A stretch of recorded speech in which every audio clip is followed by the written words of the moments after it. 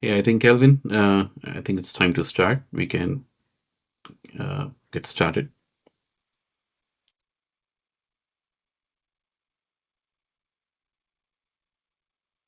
Hello and welcome to everyone joining us from around the world for our 360 degrees of focus data strategy webinar. Our discussion will focus on simplifying, scaling, and succeeding for the AI era.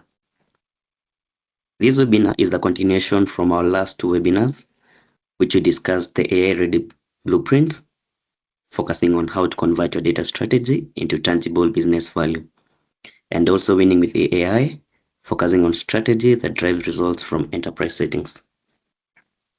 So our agenda for today will be founded on three crucial pillars. First pillar is architectural simplification, where we'll discover how to strip away complexity to unlock AI and BI adoption across your enterprise. The second pillar is on user-centric value, where we'll learn what aspects of the data experience really matter to users and how to translate them into measurable business outcomes. And finally, ROI maximization, where we'll get a clear roadmap on where to focus your investments to become AI ready for tomorrow. Today we are lucky to be guided by two expert speakers in the AI world, that is Mr. 𝗨𝘀𝗿𝗵𝘆, who is the CEO of 𝗏𝑇𝑣-BITS AI, and Mr. 𝗬𝗏𝘀𝗍𝗏𝗏, who is a transformative IT leader and AI specialist. Kindly note that this webinar was pre-recorded today in the morning by both speakers, and at the end we will have a Q&A session.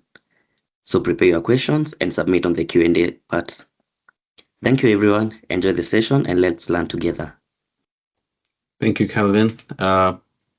I'll go off camera for a bit and we'll start the session. Thank you everyone for joining. Hi everyone. This is 𝗨𝗪𝗀𝗵𝘆 back with 𝗬𝗏𝘀𝗍𝗏𝗏 again for another episode of our bi-weekly webinar where we focus on AI specifically and some of the insights into AI in enterprise. That's where we have our discussions, and hopefully you can walk back with some insights into how you can implement AI in enterprise. Before we start for this week, I would like to just take a walk back to our previous week's discussions, where we discussed about how do we make our enterprises or organizations where we work to be AI ready.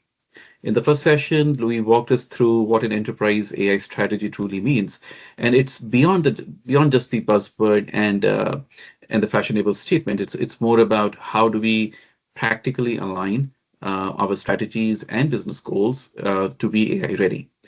We talked about three main pillars during the first webinar: strong data strategy, adaptive governance, and a culture of experimentation and innovation. Thereafter, last webinar, we discussed about how do we take all of this strategy into execution, and how do you make be data ready or make your data AI ready, and make them into tangible business value. We talked about thin slice approach, so that there is an ROI driven thought process which can be delivered faster in a much more valuable manner. We also discussed a concept of AI flywheel, where we talked about how the demand and supply of data. So basically, AI helps with compounding the momentum on making the organization more data ready and vice versa. How do you unlock value from your unstructured data? We call it the unstructured data trove. It's a treasure trove, so that you can ensure that you're not just building upon your unstructured data fully to start feeling the gains of AI. You can start with the unstructured data as well. Together, we basically led the webinar in the direction where AI could be used in making organizations AI ready. Today, we'll be stepping further into 360-degree user-focused data strategy and how to simplify, scale, and succeed in AI era by putting users at the center. Of course, the end of the day, yeah, ROI is important. It's the organizations who are going to invest the money. That obviously is important, but with user adoption, user strategy, experience, all of that being in the picture. So with that, I'm gonna get started, but I just wanted to give Louis a quick few minutes. Louis, anything you would like to add upon that from our previous discussions and today's discussions and how they relate to each other? No, I think you captured it. I would just say we'll continue to take thin slice approaches within the data strategy. Yep. We're going to actually be able to accomplish being user focused when talking about back-end data, which sounds kind of counterintuitive, but I think we're going to be able to discuss it in a way that people can relate to. Perfect. So let me get started with, I know we have kind of a few sections to today's session, and we'll be talking how can we ensure that there's an end-to-end AI and BI adoption in the organizations.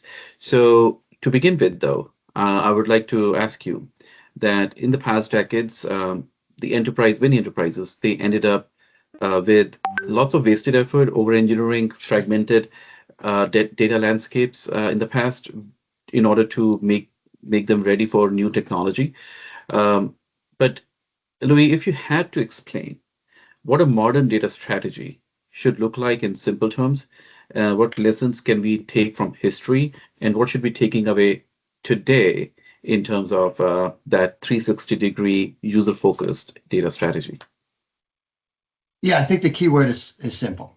And the modern data stack has evolved over the past few years, where I think when it came out, let's say 7 or 8 years ago, it quickly became bloated, stitching together a lot of different components, overcomplication. It was very hard to navigate. And when AI came about and you started to see the need to get your data right, it became extremely difficult to traverse all those moving pieces. So I try to look at these things through a simple lens. You want to always take a step back. Start with what are the principles you're trying to achieve. Data pipelines that can handle advanced routing and optimized resource utilization, because the scale of this data is going to continue to grow. You want unified repositories that support the disparate file structures and have advanced security controls, a semantic model or a business language model to create that common business nomenclature. Your analytics and intelligence now have to provide both traditional and generative insights. And as we keep harping on, an adaptive governance to ensure that the value is sustainable. Now, those principles sound complex, and they do get complex over time. So the key is, once you understand those, start small, but broad. Take that thin slice approach. Then scale, adding depth across each of those components, continuously addressing the principles at a more advanced scale. Interesting. Yeah, and with your experience, this all sounds simple, right? Because we're talking about multiple technical stacks. So you talk about pipelines, repositories, semantic models, and governance, and all that across a certain, maybe let's say, business case or any revenue impact. Yeah, I would say a revenue impact business case that could be sliced out of the whole system. It sounds easy. It's almost like an art, right? It's science, but it's probably more of an art on how you can take a thin slice about. But where I would like to now dive into is that when you take the thin slice, how do you actually ensure that the data strategy, the simplification of that data strategy, which is one part of the whole technical vertical, it actually improves the user adoption of AI and BI across the whole organization. How does that simplification really helps? Sure, and it's interesting saying BI. It kind of indicates we should have been doing this the whole time, but traditionally we really weren't. Simple implementations with a broad focus allows firms to initially accelerate the end-to-end understanding. And we talked about that last time, how important it is to make sure all vested parties understand the direction. That then increases the end-to-end engagement of the stakeholders, because each one of them individually and collectively have that understanding, and human behavior would lend us to naturally become more engaged. From the end user standpoint, they see and participate in the advancements that are providing real business value. So they're seeing this work almost in real time. And again, because we're taking simple, thin measures, but anchoring them with the end user. So they get excited. They start to see, wow, we're having this business value being delivered. The cross-functional teams at the same time feel vested. So they further increase their involvement, which then further increases the comfort of the end users that this governance and discipline is being applied in such a way that it's not slowing things down, but it's adding sustainability to that business value delivery. It's a little virtuous cycle again. Right. And it all starts with simple but broad. Yeah, so it feels like if we apply the right principles of simplification and the know-how of the domain of the technical knowledge that we have, the compounding effect is almost everywhere. One thing leads to the other, and then feeds back into the starting point. Now that we've started to talk about the principles and the simplification, you discussed a little bit about the architecture, or at the architectural level.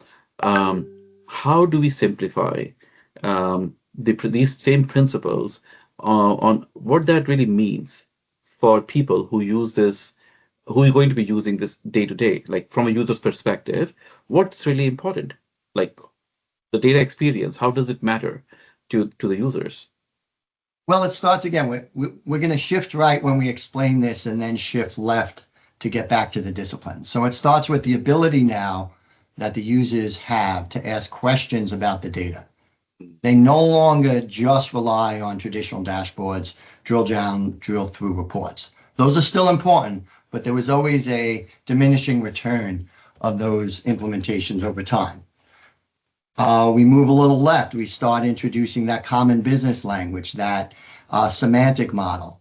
That allows for significantly improved AI performance and also reduced business intelligence rework cycles, because there's context and understanding embedded in the data now. When you look at data governance, one of the most important aspects is data quality, right? But historically, it struggled to scale because it was extremely proactive. Right. So we have advanced data quality processes that are proactively detecting errors, which is leading to lower operational costs, lower compliance risks. On the machine learning side, we can instill proactive data quality through AI to accelerate and improve feature engineering at scale now. When we'll be able to produce a lot more models, because we're going to be able to proactively get in front of the data quality and discover the relevance of certain fields, certain features towards a model, and therefore be able to roll those models out on much quicker pace. Makes sense. Moving further left, we have a data catalog, which is now contextualized, right? We're using AI to add context to a data catalog. That too is now proactive. That results in data scientists being able to discover the data and its context, which flattens and accelerates the onboarding of those analysts. Now, taking a critical part of a data catalog is a glossary. You incorporate that glossary into that semantic model we just discussed, and that adds even more context, which further enhances the AI performance. As a user start getting comfortable, they're going to start or seeing the value of this, what they're going to naturally do.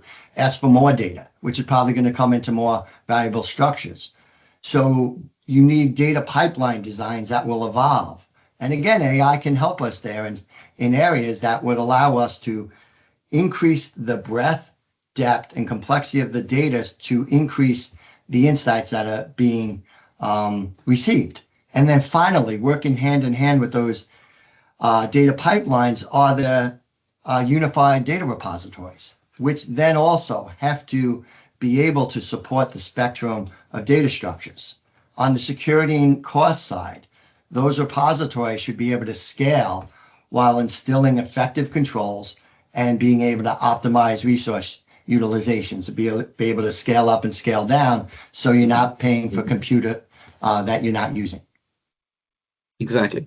So basically, the all in all, when the data is put in the right way and utilized in the right manner, it leads to the users making better use of the data and being motivated to support the effort. Now, when we put this the generative AI in the mix, and even advanced use cases using generative AI, this user experience focused data strategy, it's supposed to prepare organization better for success, isn't it? Oh, absolutely. And why is that? A strategy like this creates a foundation that you can build and advance, not only technically, which we just talked about, but culturally. Firstly, you have historical data capability gaps, whether they were caused by reactiveness or the inability to scale, can now be addressed through AI. That's the virtuous cycle. Firms, in addition to being able to do that technically, firms get very skilled now at incorporating cross-functional teams. Those teams learn to work extremely well together. They become well-versed in working in the context of the end user delivery as opposed to their own isolated perspectives. So AI is helping us on the technical side, but this type of approach is helping the cross-functional culture evolve. Interesting. Yeah. Now let's take a trip down the memory lane. When I say memory, I'm talking about the last webinar. We've been talking about like how data strategy and ROI, they kind of are connected. Let's build upon that and figure out like how do organizations get the most return from these investments that they're making in practice in the data strategy. How does that really evolve and get back as an ROI, which basically motivates organizations, users, and everyone to take this further? Yeah, so last time we talked about the net present value, NPV approach, assessing what the true data dependencies are within the use case of an AI implementation. That's great. You can write that down on paper. You can sketch that out. The key is, well, how are you going to execute that? And it goes back to, once you understand those dependencies, start small, start simple, but broad. Go across the various components that are used to address, govern, and deliver those data dependencies, and then scale as you're delivering value. Doing that all the while keeping an eye, and this is very important, that your ROI isn't starting to diminish, because it's very easy to get intoxicated with a process and you forget that over time, you're not there to implement the process, you're there to implement the value and increase the ROI. Naturally, over time, those things diminish. So it's very important that each cycle and within the cycles, you're taking a look back and saying, is this helping the value delivery? Is this making it more sustainable? Is it costing more than the value we're going to get? And that is absolutely going to happen. So you have to be cognizant of that. Interesting. So that actually brings us to the wrap. Believe it or not, we've been getting better and better at summarizing and putting our ideas into this webinar in a much more concise manner. Before we leave, I would love to talk about like looking ahead. So in terms of the most important shifts which are happening in the organizations, or I would say the shifts that organizations need to make today so that they are ready for AI tomorrow or AI ready tomorrow. What are your tips to give to them now that we are getting to the point of kind of summarizing our, not just this webinar, but even the last two topics we discussed? Yeah, and we're going to continue to take this thin slice approach. We're going to, talk about how we got here, where we're going. So it goes back to those three core principles. And they are core, they are principles. That is what's going to allow this to succeed and sustain over time. So get your data right through simplicity and establishing that virtuous cycle. If you nail the beginning of that virtuous cycle, life becomes a lot easier because, as you said, the momentum, the compounding benefits produce so much accelerated value that you're not working against yourself. You actually got tailwinds helping you move forward, right? Then, as we talked about early on in these webinars, establishing that adaptive AI governance framework, looking at the four components of platform governance, secure development, the ability to discover shadow AI, the ability to implement complex or more advanced features like confidential compute. And then, as you talked about early on today, and this is very important, start to cultivate the culture, not only from an execution standpoint, as we've been talking about, but an innovation standpoint. Because if we learned nothing over the past 2 years, we've learned how quickly this changes. So if you don't have a culture and a team that is willing to keep their finger on the pulse, willing and able to keep their finger on the pulse of innovations so they could evolve as these landscapes evolve, all of this is going to be short-lived. Yeah. Thank you, Louis. That actually brings us to a wrap today. And I'm really hoping that all the attendees, either online or people who are going to take a look at this webinar later, that you're leaving with not just ideas, but more practical ways to simplify and scale and succeed in your data strategy. We sincerely hope that you'll be joining us in the future sessions as well. And we would love to basically continue getting some ideas from you on what would you like to dive deeper into. In the future, we are planning to have some guests coming in who can share their own ideas, their own insights into the practical ways of moving ahead and make a real impact. That's basically the intent of us coming together, talking about AI and how do you implement that AI data strategy within your organization. And with that, I think, thank you again for joining us. Thank you, Louis. Thank you very much, everyone.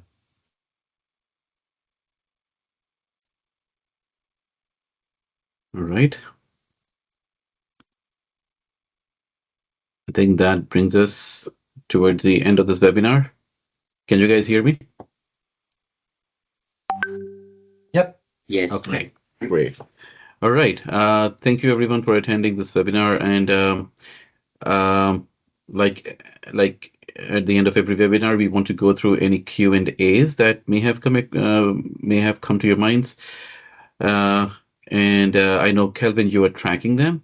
Do you have any questions that you would like to bring up here? Yes, Mr. 𝗏𝗏, I so far have 4 questions, which have been shared with me on the Q&A section. So maybe you can address them each. The first question is, you had mentioned advanced data pipelines. Can you discuss a few? Yes, Sure. I think. Louis. There's 3 areas, and unsurprisingly, they relate to one another. The ability to handle wipe and load versus delta loads. With AI, with LLMs, you can have them ingest the metadata about the data. Should say the metadata about the information being ingested. And the LLM can determine the differences of the data at a more precise level, which will allow for more targeted, more surgical delta loads, thereby reducing the amount of data that's being impacted in your repositories, the speed at which it's happening, and reducing overall costs. On the broader orchestration, it's always about synchronous, asynchronous. When you start adding more variable, more complex data sections. Again, you can use LLMs and AI to investigate that metadata to determine what are the most effective paths, which objects, which files, which data sets can be done asynchronously. Can they be done asynchronously in the batch to then coordinate downstream synchronous approaches? That's where you hear the term DAG. There's concepts of parallelization, a term you may hear DASC, where you could take large data sets that represent a single domain object, a fact table, a transaction table, and be able to horizontally distribute them. LLMs, by using the metadata, can determine how and when to do those things. And then the last piece coming together is the resource utilization. So the first two areas were more about how do you leverage AI, how do you leverage LLMs. Along resource utilization, you're really leveraging the advancements of these data pipelines that are out there. They have become well-versed in on-demand compute, right-sizing the workloads, becoming a lot more event-driven, overall having a much more scalable efficiency. Well, thank you. The second question is, the data catalog and semantic layer seem very similar. Can you explain how they differ and how they complement each other? Sure. So the complementary fact is what we had mentioned, the glossary, the contextualization. But it took me a while to understand what the differences are, because you could have a semantic layer feed a data catalog, because a semantic layer is in the business format. You could have a data catalog feed the semantic layer, and that's all around the ideas of context. So how do they differ? A semantic layer can extend beyond context. It could be implemented to improve performance, to advance caching. It could improve the overall governance control.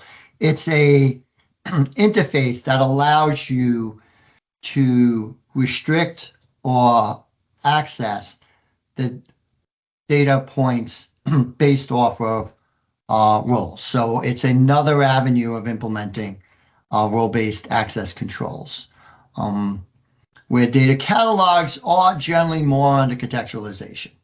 They probably have extensive lineage capabilities where you can look at a data point and go all the way back to where it came from the original JSON file, the original web service call, original CSV.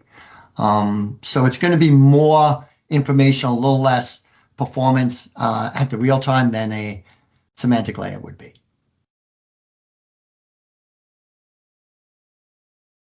Okay, thirdly, what are some of the data quality techniques that help machine learning? All right, so leveraging LLMs and AI for data quality as it pertains to machine learning. What you're trying to achieve are three things: consistency, balance, and enriching signals or relevance. So consistency, standardizing labels, cleaning up your categories, identifying and capping out your outliers. Traditionally, just in business intelligence, when we had outliers, that would just blow our charts, the scale of our charts away. You couldn't, you'd have 85% of the data clustered in a way that the scale of a chart would work, and then you have 2 or 3 data points way out there as outliers, and it would throw everything off. That's just traditional business intelligence. Within machine learning, it throws off the learning capabilities. On the balance side, you're able to fill missing values. You can rescale the features and balance rare outcomes to prevent bias and improve the fairness. So those are more advanced detections and identifications that LLMs can do to scale. And you can do this through a hybrid approach like we've talked about, where you can run diagnostics locally that don't have any sensitive data or not that are not large in number. The size of diagnostics is significantly smaller than the underlying data set, and therefore you can pass those things to the LLM and come back with recommendations and techniques that you would run locally again. And then, when I talked about enriching signals, it really comes down to business relevant features. How can you set up buckets or flags that will boost the predictability of the model? And you can do all that, using diagnostics to feed to the LLM. Well, and the final question is, how do you ensure that involving all these teams for the thin-slice approach does not lead to a stalemate or conflicts? Yeah. Maybe I could start with that. Basically, the idea is to ensure that the conflicts which can happen in the future, you preempt that by involving the teams, the various stakeholders right in the beginning, which is true not just for AI projects, but for any technical initiative that involves more than just one team. So the idea is that if something has to bubble up in the future, we bubble it up now when it's much more easier to manage, rather than causing a whole snowball effect in the future. That's one thing.